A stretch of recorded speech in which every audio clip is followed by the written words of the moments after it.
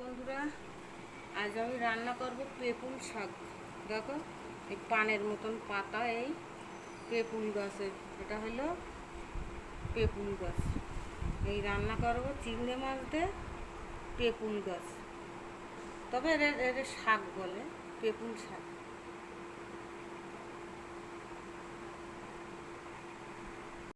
বন্ধুরা, আজ আমি রান্না করব পেপুল শাক। বাগানে হয়ে থাকে পেপুল শাক, খুব উপকারী শাকে। আমি রান্না করব পেপুল শাক আলু দিয়ে, চিংড়ি মাছ দিয়ে।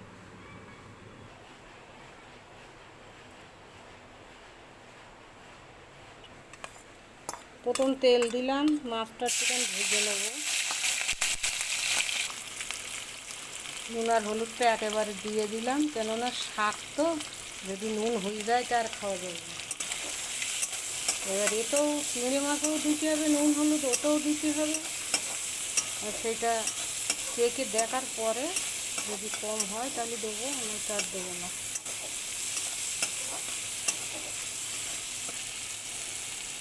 কাগজটা দিয়ে দিই,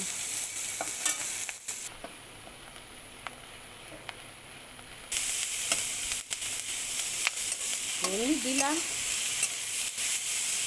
আমি সিদ্ধ করে নেওয়ার পরে তারপরে আমি তেলের উপর ফোড়ন দেবো। আলুটা দিয়ে দিলাম।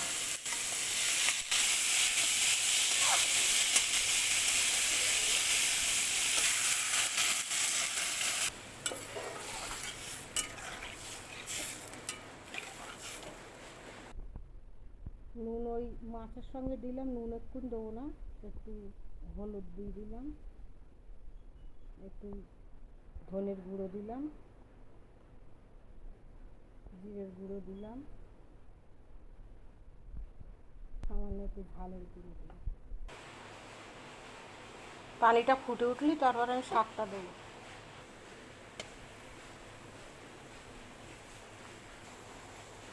এটা কিন্তু পেপুল শাক।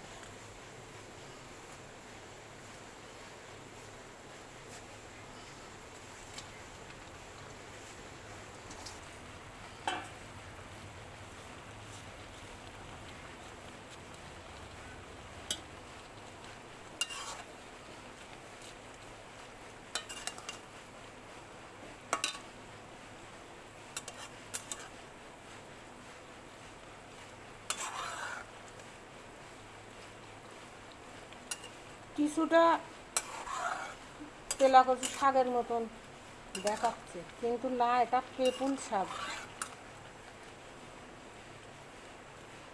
কোনো আমাশার রোগ যাদের আছে, যাদের আমাশা হয়, সারে না, এই পেপুল শাক ঝোল করে যদি কেউ খায় ঠিক হয়ে যায়।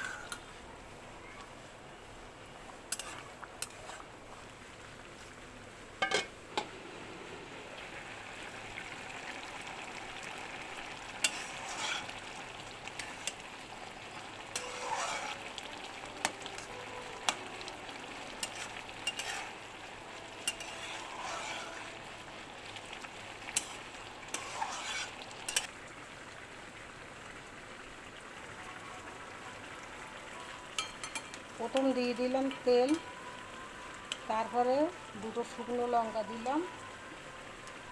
এবার দেবো একটু জিরে,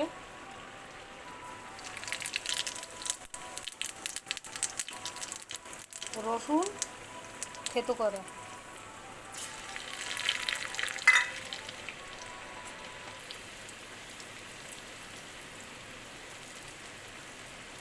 ফোড়ন দিয়ে দিলাম।